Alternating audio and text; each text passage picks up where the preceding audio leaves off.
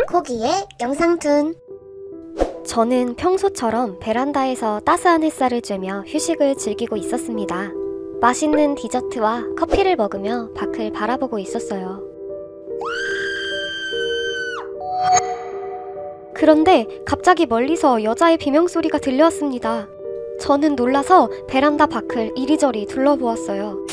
자세히 보니 저 멀리 거리에서 한 여자가 미친듯이 뛰고 있었고 그 뒤로 한 남자가 여자를 따라 뛰고 있었습니다.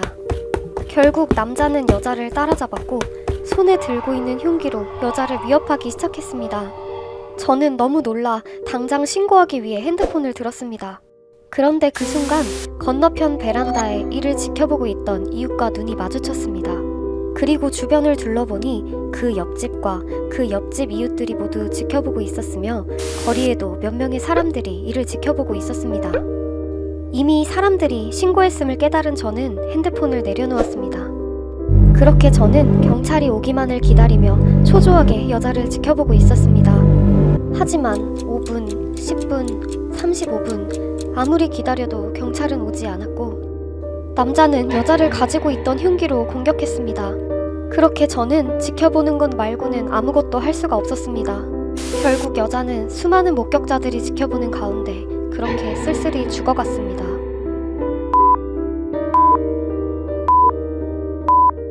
해석.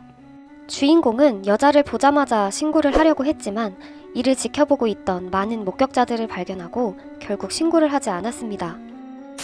주인공은 실제로 사람들이 신고하는 것을 본 적이 없지만 그 많은 목격자들 중 누군가 한 명쯤은 신고했다고 생각해버리고 그 상황을 지켜보기만 했습니다. 그리고 이를 지켜보던 수많은 목격자들도 같은 생각이었죠.